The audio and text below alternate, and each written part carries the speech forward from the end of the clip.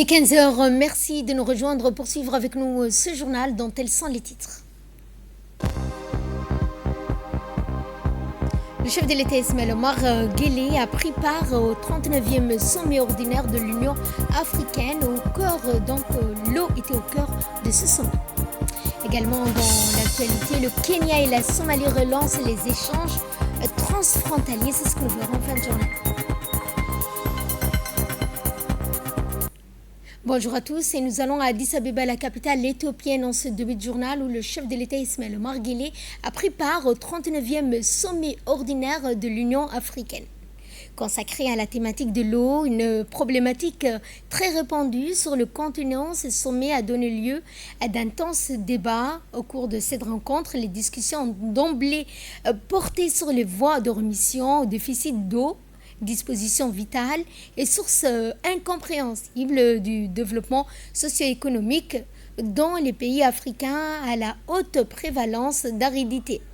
Les échanges ont ensuite été étendus à la définition de stratégies et politiques intégrées de nature à prémunir les pays d'Afrique du spectre douloureux de perturbations de cycles d'eau auxquels ils sont de plus en plus en proie sous l'effet du phénomène du changement climatique. Les travaux de cette rencontre ont en outre culminé aussi avec la nécessité pour l'Afrique d'user davantage de créativité et d'innovation technologique au fin de disposer de nouvelles exploitations d'eau tirées notamment à partir de la mer.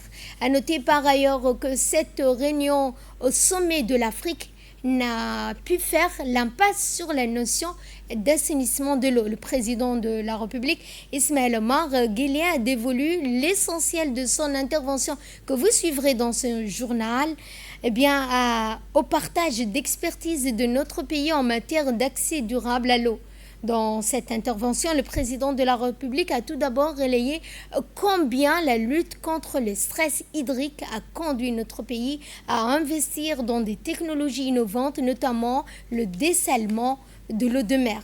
Djibouti fait du dessalement un pilier stratégique de sa politique hydrique avec la mise en service d'unités de dessalement permettant de sécuriser l'alimentation en eau potable de la capitale, réduisant ainsi la pression sur les nappes phréatiques. Il fit aussi état de notre pays à appréhender également la problématique de l'eau à travers un processus d'importation de cette ressource vitale. Le sommet également a été marqué par une cérémonie de passation,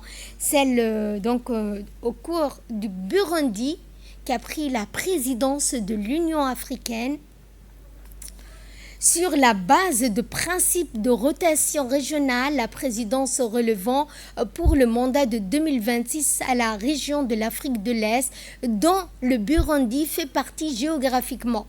Le président burundais avait annoncé plus tôt que son mandat à la tête de l'Union africaine sera axé sur le renforcement de la paix dans la région du Grand Lac, ainsi que sur l'activation des dossiers de la jeunesse, de la paix, de la sécurité, en plus de la mise en œuvre de la thématique de cette année, à savoir l'eau et l'assainissement, réaffirmant ainsi sa vision d'une Afrique forte, a martelé que le développement durable est indissociable de la stabilité et d'une paix durable. Et prenons la parole à cette occasion, le président de la Commission de l'Union africaine, Mahmoud Ali Youssouf, a rappelé que l'Afrique doit se doter d'une véritable politique continentale de l'eau, une politique ambitieuse tournée vers l'avenir, et cette politique doit encourager également les interconnexions.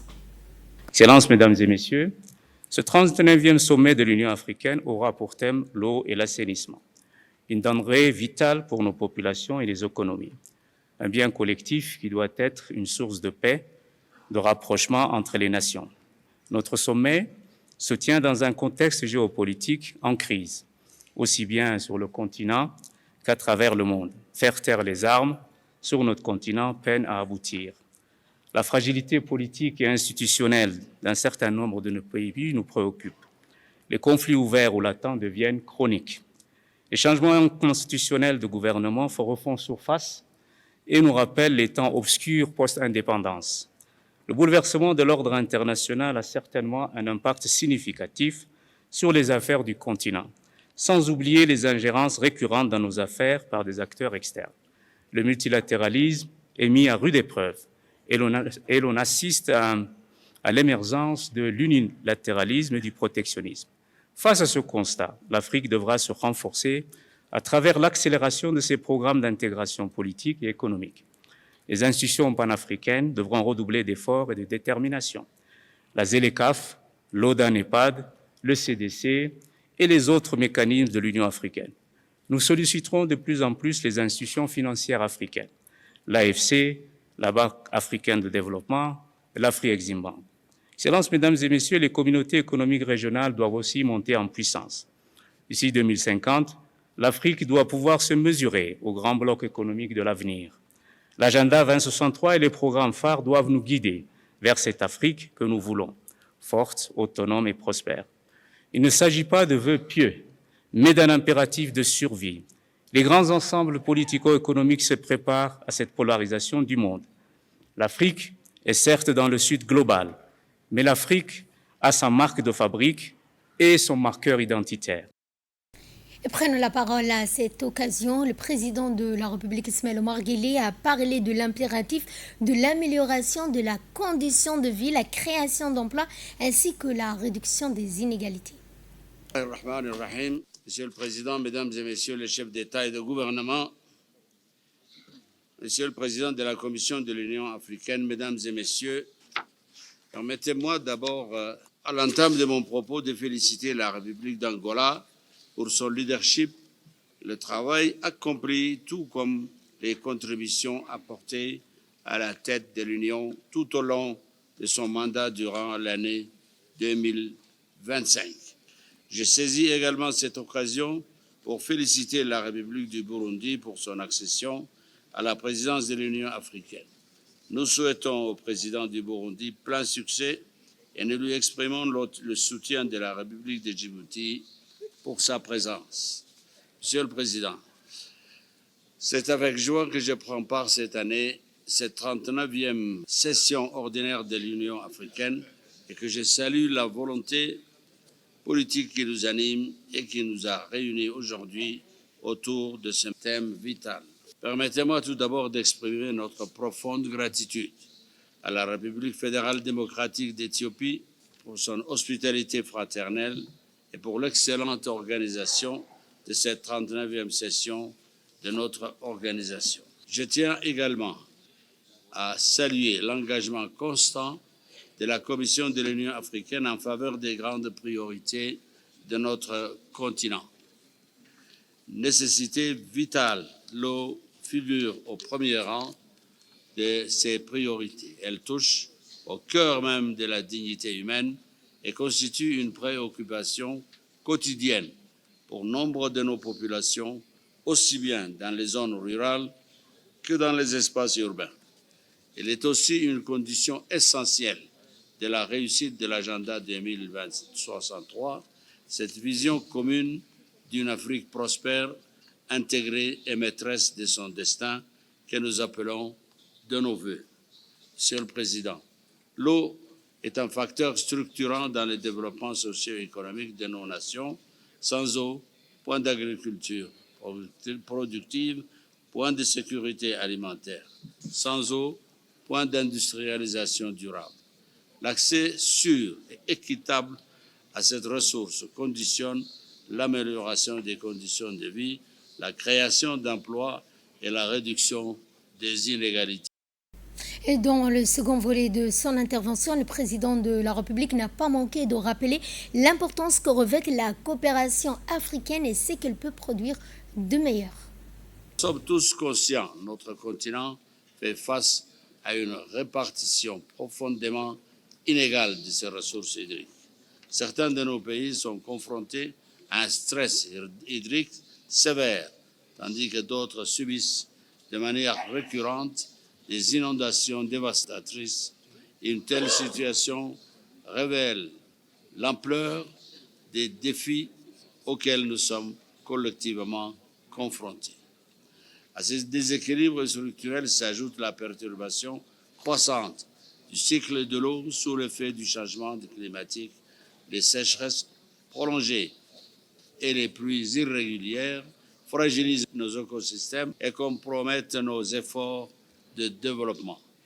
Face à cette réalité, il devient impératif pour l'Afrique de se doter d'une véritable politique continentale de l'eau, une politique ambitieuse tournée vers l'avenir.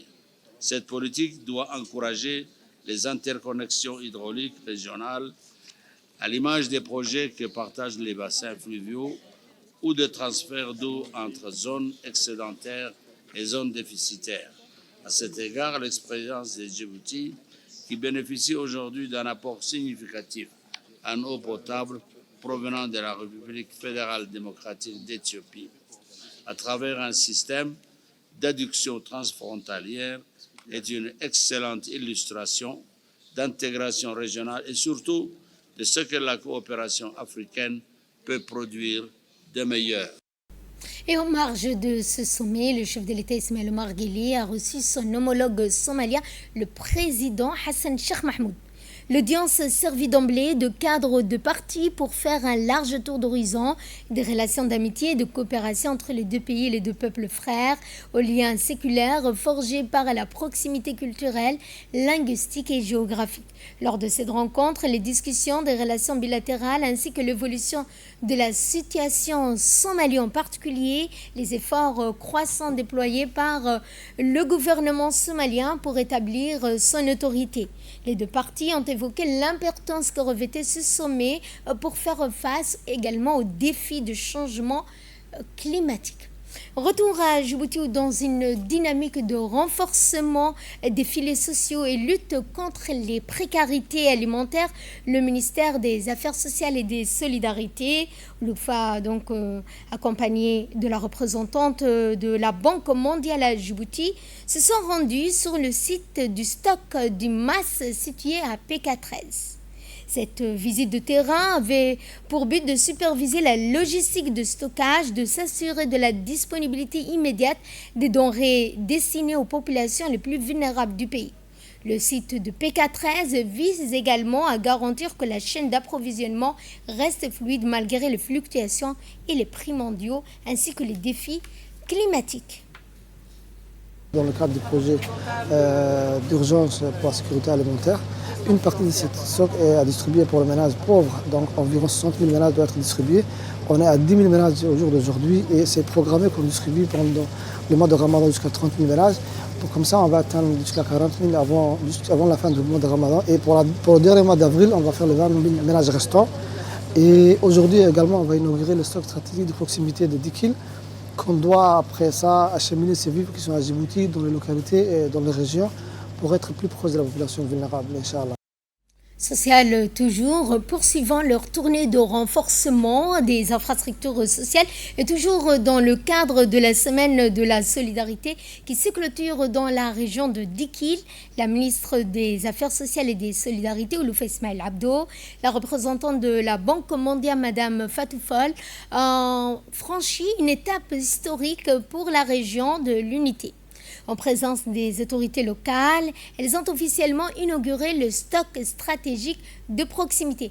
À son arrivée, elle a été accueillie par les autorités de la région qui sont venues accueillir la ministre et la délégation de la Banque mondiale l'accompagnant. Cette infrastructure, rappelons-le, marque également un tournant stratégique national, ne plus dépendre uniquement des stocks centraux de la capitale, mais rapprocher l'aide des citoyens. Jusqu'à présent, l'acheminement de denrées vers le sud du pays pouvait souffrir des aléas du transport, des délais logistiques. Ce nouveau stock permettra désormais une réactivité immédiate en cas de crise alimentaire ou de catastrophe naturelle, une réduction des coûts de transport pour la distribution locale, une meilleure conservation des produits grâce aux installations et normes internationales accueillies avec enthousiasme. Eh bien, cette délégation a pu donc faire le tour de ces stocks, notamment entouré du président du conseil régional, du préfet de la région, les élus locaux,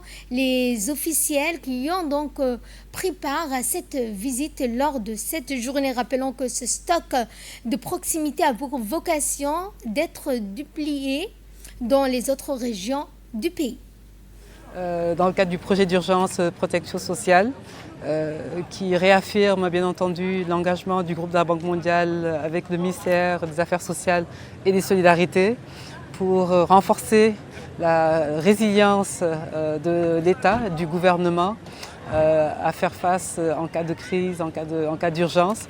Ce hangar, ce très beau hangar, un bâtiment impressionnant, donc permettra non seulement l'autonomie de la région en matière d'approvisionnement, en matière de stockage surtout, et permettra également de pouvoir assurer une livraison très rapide des denrées au niveau de la région des Dikil et des localités avoisinantes. Donc très honorée, très contente, très fière, hein, avec toutes nos félicitations pour l'ensemble de l'équipe qui a atteint cet objectif.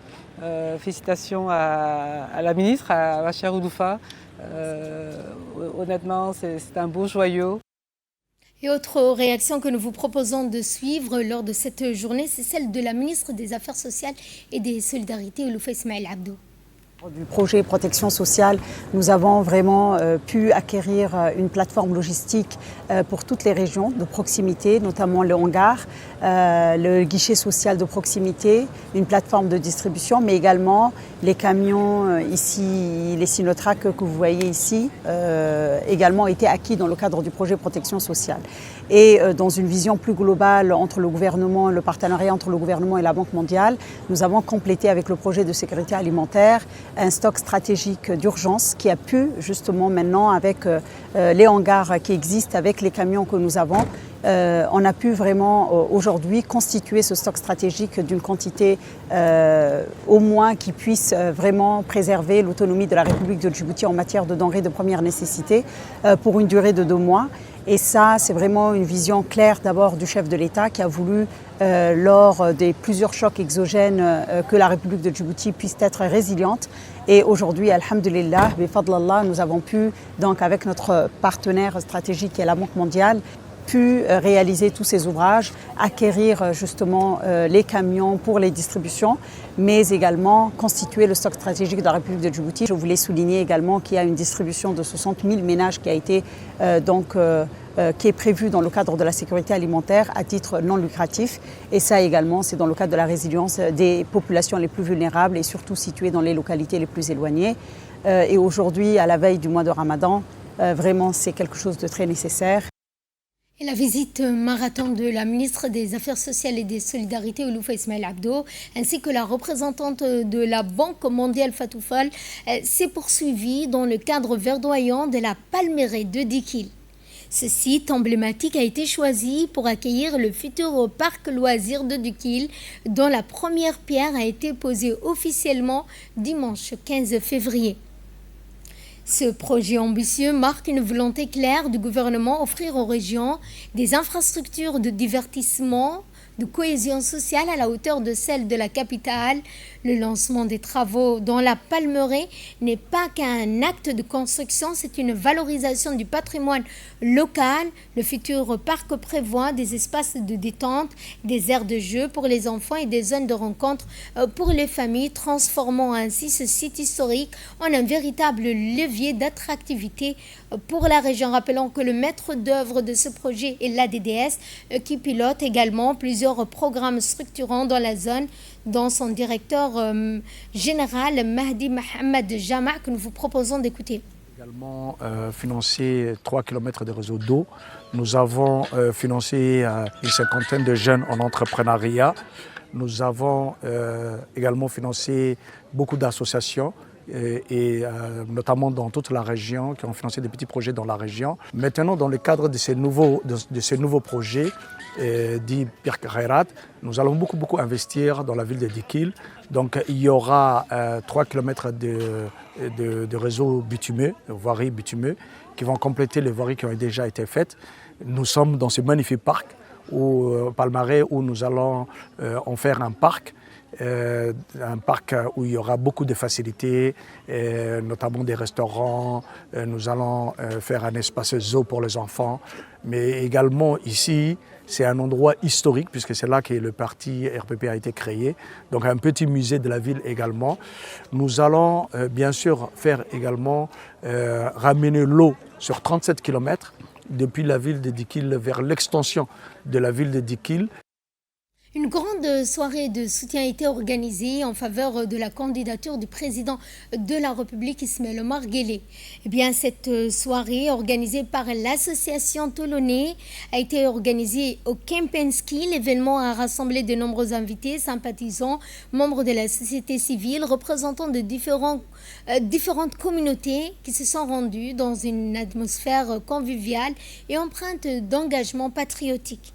La soirée a été marquée par des interventions soulignant le bilan, la vision du chef de l'État ainsi que par les performances musicales, culturelles mettant en avant la richesse du patrimoine djiboutien, artistes, groupes traditionnels qui étaient présents pour faire vibrer la soirée. À travers cette cérémonie, l'association réaffirme son soutien et son engagement en faveur de la continuité, de la stabilité, du développement du pays. L'événement s'est déroulé dans une atmosphère de solidarité, d'espoir, avec un message fort en faveur de la mobilisation citoyenne.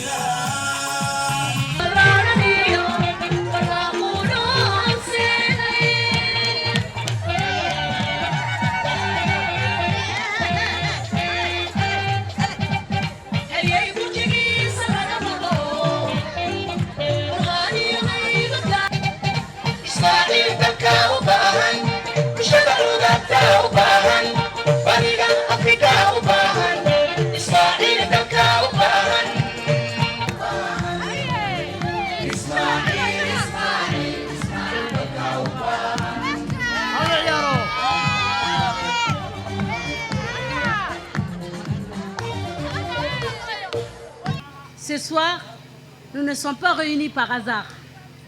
Nous sommes réunis par conviction. Nous sommes réunis par connaissance. Nous sommes réunis par fidélité à une vision.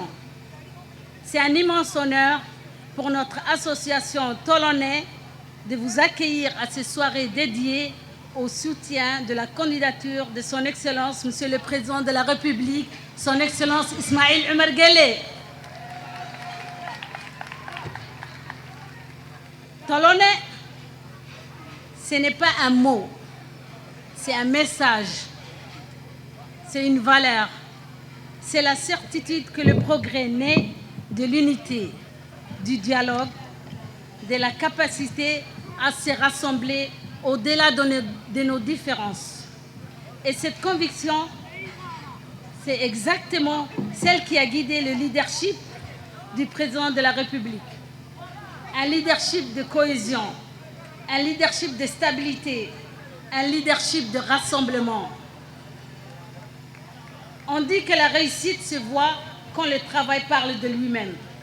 Alors, regardons autour de nous, regardons notre pays, regardons le chemin parcouru. Djibouti avance, Djibouti progresse, Djibouti s'affirme. Et ces dernières avancées, il y a une vision, une constance, un engagement sans relâche au service de la nation. Jeudi soir également, la grande famille de la police a organisé une soirée au Kempinski pour soutenir la candidature du chef de l'État Ismaël Omar Guelleh. L'objectif de cette rencontre était clair, celui de réaffirmer un soutien indéfectible à la candidature du président pour ces femmes, actrices de l'ombre de la stabilité nationale. Ce renforcement est le symbole d'une cohésion totale derrière la politique de développement, de sécurité portée par le chef de l'État. La soirée a été rythmée par des chants patriotiques interprétés par des troupes telles que la troupe gourmande de la police, des discours mettant en avant la réalisation du mandat actuel. Au-delà du simple soutien politique, l'événement a servi de plateforme pour réaffirmer l'engagement aux côtés du président de la République, celui des femmes et des épouses des policiers.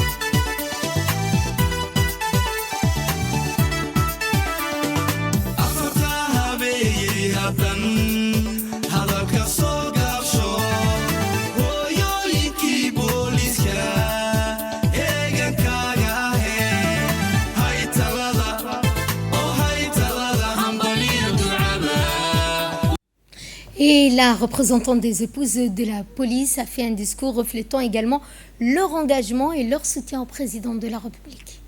Une émotion particulière que je prends la parole devant vous en cette soirée organisée par la grande famille de la police pour notre soutien indéfectible au président de la République, son Excellence El Hadj Ismaël Omar Guelleh.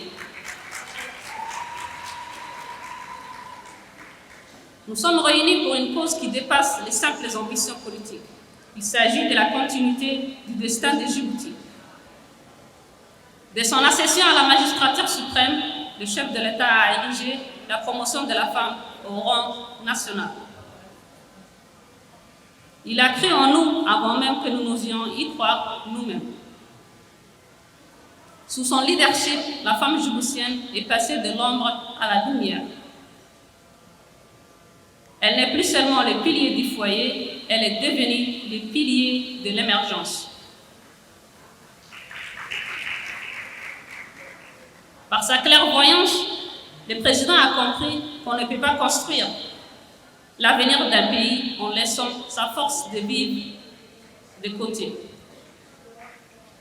Il a fait de la parité et de la protection des droits des femmes une réalité concrète et non un simple slogan. Soutenir le président Guelleh, c'est protéger nos acquis, c'est garantir que nos filles auront les mêmes chances que nos fils.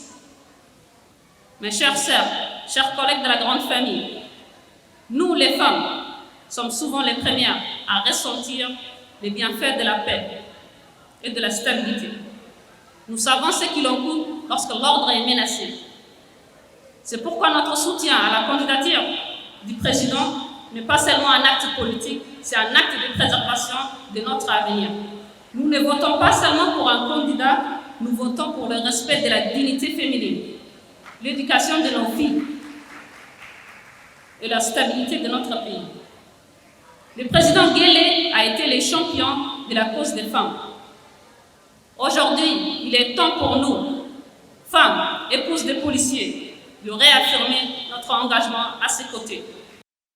Le ministre de l'Énergie, M. Younis Ali Guedi, accompagné d'une importante délégation de son département ministériel, de la directrice de l'Office de Qatar Charity, Mme Gheda Azzeddine, se sont rendus hier samedi 14 février dans la matinée dans le village de Sagalou, situé dans la région de Tadjoura, pour procéder à la pose de la première pierre d'une station de dessalement d'eau de mer alimentée par un champ solaire.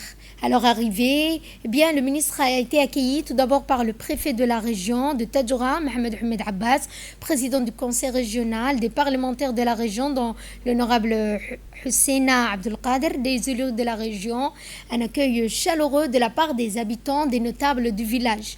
En effet, l'infrastructure de dessalement d'eau de mer lancée à Sagalou avec l'appui de Qatar Charity sera implantée sur une superficie de 5000 m². Elle comprendra également une unité de dessalement avec un bureau et un laboratoire. Elle sera dotée de tous les équipements nécessaires, pompes, filtres, système d'osmose inversée, réservoir, bornes, fontaines, conduite et distribution. La capacité de production maximale de cette station de dessalement sera de 4 m³ par heure, soit une capacité journalière totale de 20 m³ d'eau potable. De la première pierre de l'usine de dessalement d'eau de mer de Sagalou. Cet événement dépasse le cadre d'un simple lancement des travaux. Il constitue un acte stratégique fort en faveur de la sécurisation des ressources hydriques de notre région et s'inscrit pleinement dans une vision de développement impulsée par son Excellence, Monsieur le Président de la République, visant à garantir un accès équitable aux services essentiels sur l'ensemble du territoire national. Prenons la parole à cette occasion. Le ministre de l'Énergie, Younis Ali Guedi, n'a pas manqué de rappeler donc que cette usine de dessalement sera bénéfique pour tous les habitants du village, et il a également transmis les salutations du président de la République, Ismaël Omar Guelleh, et celui de la première dame, Mme Khadra Mohamed Haïd. Avant d'entamer mon discours, je voulais juste vous transmettre les salutations du président de la République, Al-Hajj Ismaël Omar Guelleh, et de la première dame pour la mobilisation massive du soutien de la présidente de la République lors de la manifestation à Sagalou, en l'honneur du président de la République et son soutien. Au nom du président de la République, nous vous remercions. La capacité de production maximale de cette station de dessalement de 4 mètres cubes par heure, soit une capacité journalière totale de 30 mètres cubes, soit 30 000 litres d'eau potable. Et en termes de stockage, il est prévu également l'installation d'un réservoir de 10 000 litres d'eau pour contenir l'eau de mer et d'un autre de 30 mètres cubes pour stocker l'eau. Ainsi, le système de distribution l'accompagnant sera constitué d'une borne fontaine avec une conduite de distribution en PHD. L'ensemble sera alimenté par un champ solaire comportant des panneaux solaires photovoltaïques de 720 watts, d'une capacité énergétique totale de 75 kW crête, ce qui permettra à cette installation de disposer d'une autonomie énergétique complète. Dès finalisation des travaux de construction, ce projet bénéficiera donc à tous et à tous les habitants de Sagalou une pleine et un accès sûr et durable à l'eau potable. Après la pêche et le tourisme qui constituent les principales activités économiques du village, l'accès à l'eau sera désormais d'une importance capitale et permettra à la population locale de développer davantage des périmètres agricoles pour subvenir à leurs besoins agroalimentaires. Le chef d'état-major général des armées, le chef de corps, le général de corps armé Zakaria Cheikh Ibrahim a présidé ce jour au centre d'instruction technique et tactique des armées la cérémonie officielle de clôture des formations techniques du deuxième cycle de l'année académique 2025-2026 visant le renforcement continu des capacités opérationnelles des forces armées djiboutiennes.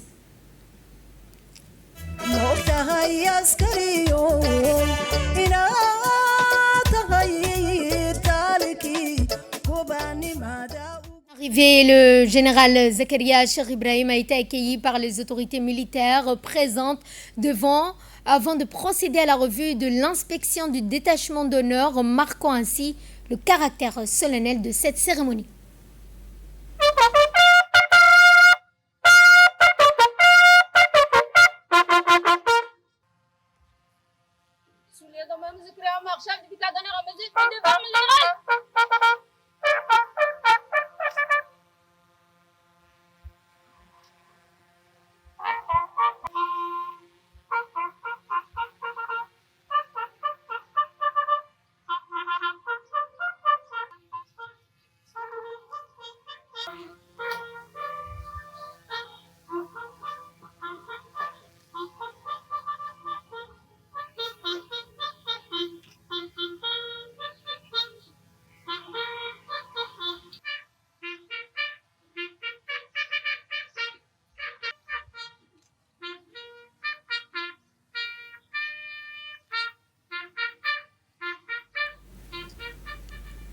L'événement a réuni plusieurs autorités militaires et sécuritaires du pays, notamment les commandants, représentants de la gendarmerie nationale, de la police nationale, ainsi que des gardes-côtes qui étaient présents lors de cette cérémonie.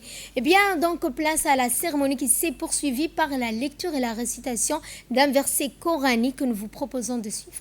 Premièrement, lecture du Saint-Coran par le lieutenant Abdelkader du camp Cheikh Ousmane, suivi du mot du directeur des ressources humaines, le colonel Mohamed Jama' Ghayat. أعوذ بالله من الشيطان الرجيم يا أيها الذين آمنوا اتقوا الله وقولوا قولا سديدا يصلح لكم أعمالكم ويغفر لكم ذنوبكم ومن يطيع الله ورسوله فقد فاز فوزا عظيما صدق الله العظيم. بسم الله الرحمن الرحيم. Mon général, monsieur le chef d'état-major général des armées, officiers, sous-officiers militaires de rang, distingués invités, mesdames et messieurs, c'est avec un profond respect et un réel honneur que je prends aujourd'hui la parole pour vous saluer au nom du chef d'état-major général des armées et en mon nom personnel. Je vous remercie de votre présence à cette cérémonie consacrée à la clôture des formations techniques du deuxième cycle de l'année académique 2025-2026 organisée sur instruction du chef d'état-major général des armées. Cette cérémonie regroupe les formations techniques réalisées dans 3 centres de formation, illustrant l'engagement constant du chef d'état-major général des armées en faveur du renforcement des compétences et la professionnalisation de nos forces. Au niveau de la direction centrale du matériel, un CTA maintenance automobile et génératrice, CTA armement petit calibre, le CTA gestion des matériels et approvisionnement, garantissant la fiabilité, la sécurité et l'efficacité du matériel individuel du combattant. Au niveau du bataillon de transmission, un CTA en formation de formateurs, il contribue à la pérennisation des compétences et au renforcement de l'autonomie pédagogique de nos unités. Au niveau du régiment d'artillerie, un stage de formation mortier 60 et 81 mm, un CTE artillerie solaire à la protection de nos forces. Les moyennes de ces stages ont été, mon général, très satisfaisantes puisqu'elles sont comprises entre 13,37 et 15,03 sur 20. Le taux de réussite à l'ensemble de ces stages varie entre 88% et 100%, ce qui témoigne du sérieux des stagiaires, du professionnalisme des encadreurs. Au nom du chef d'état-major général des armées, je tiens à exprimer mes sincères remerciements aux responsables des centres de formation, ainsi que nous devons donc poursuivre sur cette dynamique pour bâtir une armée professionnelle, disciplinée et pleinement opérationnelle. À présent, mon général, si vous le permettez, j'appelle les 3 premiers lauréats de chaque stage à se préparer pour la remise des récompenses. J'invite le général, chef d'état-major général des armées, à bien vouloir procéder à la remise des distinctions aux récipiendaires. Lors de cette cérémonie, le chef d'état-major général des armées, le général Zakaria Cheikh Ibrahim, a procédé à la remise officielle des diplômes et distinctions aux lauréats des différentes formations techniques. Les 3 premiers de chaque stage ont été honorés par leur performance académique et leur exemplarité, illustrant l'excellence et l'esprit de mérite encouragé au sein des forces armées djiboutiennes. Les formations récompensées ont concerné notamment les spécialistes de maintenance automobile et groupes électrogènes, notamment petit calibre, gestion de matériel et approvisionnement, infrastructures militaires, formation de formateurs en transmission, instruction, mortier 60 et 81 mm, ainsi que des spécialités en artillerie sol-air. Cette cérémonie a également été marquée par la remise symbolique de galons à certains militaires engagement au service de la nation. La cérémonie s'est achevée par une remise des jalons, mais également une photo de famille.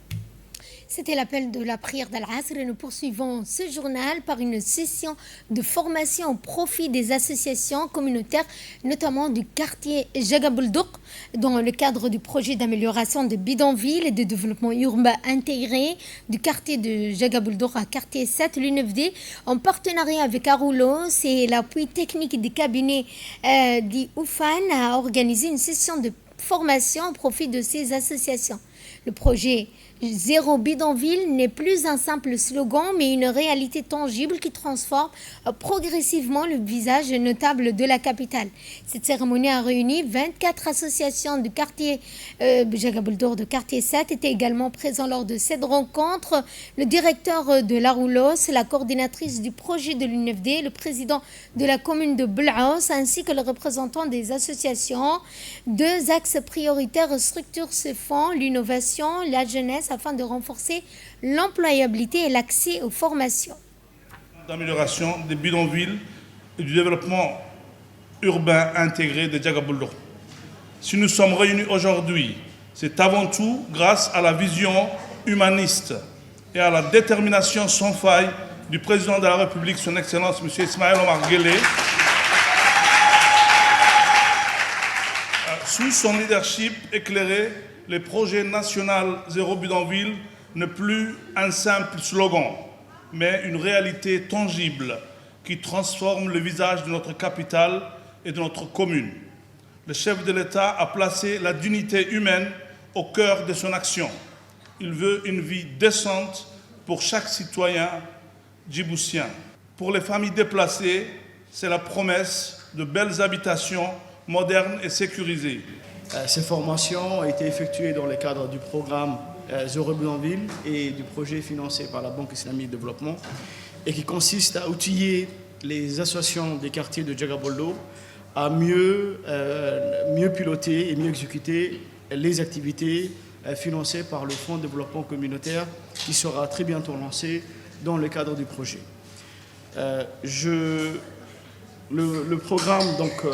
Le programme Zéro Bidonville, qui est actuellement en cours d'exécution, notamment à Balbala Nord et également à Djagaboldo, doit notamment restructurer le quartier et mettre en place les activités de renforcement des infrastructures. C'est dans ce cadre, justement, que nous avons voulu également former les associations à mieux comprendre les critères d'utilisation de ce fonds et mieux utiliser les fonds qui seront délivrés dans le cadre de ce projet-là.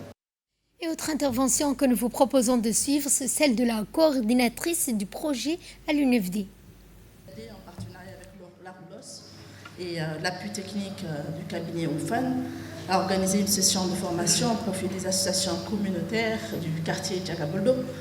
Cette initiative s'inscrit donc dans le cadre du volet de l'ingénierie sociale, des activités du Fonds de développement communautaire, du programme PAPDUI,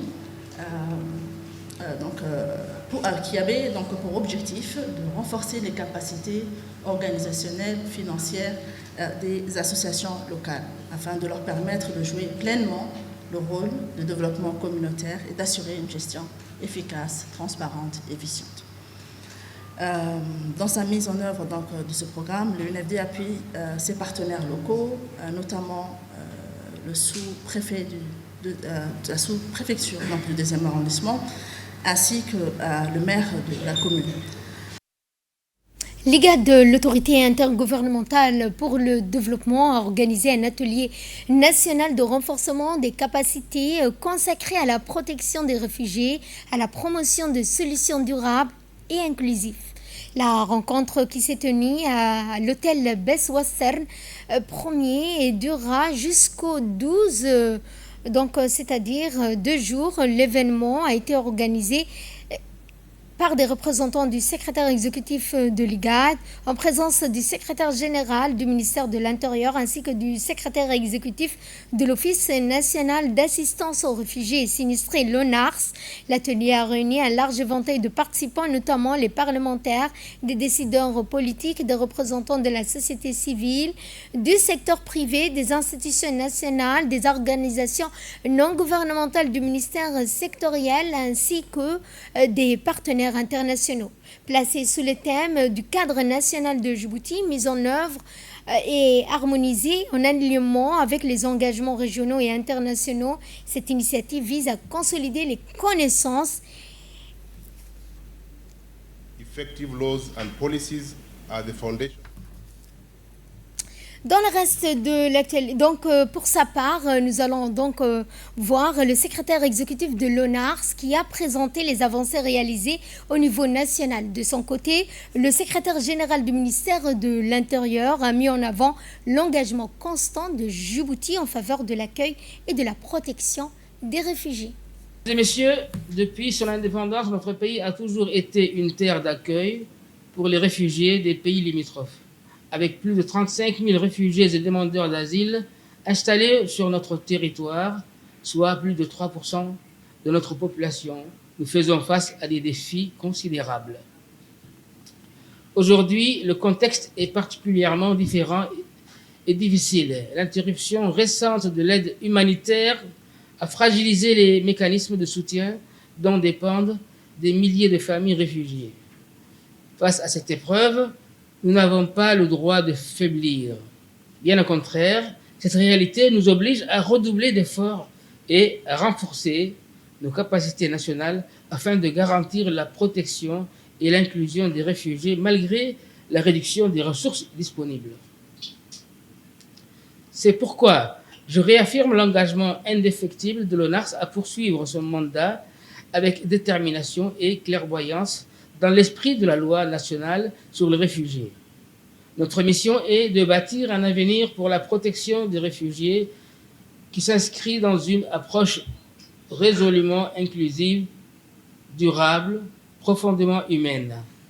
L'ONARS se veut non seulement garant des droits et de la dignité des réfugiés, mais aussi catalyseur d'une solidarité nationale et régionale en transformant les défis en opportunités pour une société plus juste et plus unie. La Corne de l'Afrique reste fortement marquée par les conflits, les effets du changement climatique, l'insécurité alimentaire et les chocs socio-économiques. Ces crises multiples entraînent des déplacements massifs des populations, exerçant une pression considérable sur les États, les communautés et autres et les systèmes de protection. Dans ce contexte, le cadre politique de l'IGAD sur la protection des réfugiés, renforcé en 2023, constitue une avancée majeure en faveur d'une approche harmonisée fondée sur les droits humains. Toutefois, son efficacité dépend de sa traduction des législations nationales solides, mises en œuvre de manière effective. À cet égard, le rôle des parlementaires et des décideurs politiques est déterminant. Honorables parlementaires, en tant qu'architecte de la loi et garant du contrôle démocratique, vos décisions influencent directement la qualité des cadres juridiques, l'allocation des ressources publiques et la durabilité des réponses aux déplacements forcés. Cet atelier vise à vous doter des outils nécessaires pour mieux comprendre les normes internationales et régionales, aligner les législations nationales et assurer un suivi efficace de leur mise en œuvre. Sous l'égide du ministère de la Santé, l'hôpital Al-Rahma de Belbala a exécuté sa 13e caravane médicale gratuite dédiée au traitement des malformations de la fente labiale au bec de lièvre, bénéficiant de 21 patients, principalement des enfants et des jeunes. Les interventions chirurgicales ont été réalisées par le spécialiste en chirurgie plastique, Dr Mohamed Al-Kuleibi, venu spécialement de l'étranger, ainsi que de Dr Ahmed Ousmane, spécialiste en oréal à l'hôpital Al-Rahma. La cérémonie de clôture a été marquée par la présence du conseiller technique du ministère de la Santé, Mohamed Ali, du Mohamedé, du directeur régional d'Al-Rahma International à Djibouti, ainsi que des directeurs de projets, contrôleurs de projets. Cette initiative s'inscrit dans la continuité de la caravane qui est active depuis 2010. Et de là, nous passons à l'actualité internationale au Kenya. Le Kenya ouvre 2 postes frontières avec la Somalie pour renforcer la coopération bilatérale. Ces points de passage étaient restés fermés durant plusieurs années dans un contexte régional marqué par des déficits sécuritaires. Les autorités kenyanes ont assuré que des dispositifs de sécurité renforcés accompagneront cette ouverture afin de garantir des déplacements sûrs et ordonnés. Sur ce, notre journal touche à sa fin. Merci à vous de nous avoir suivis.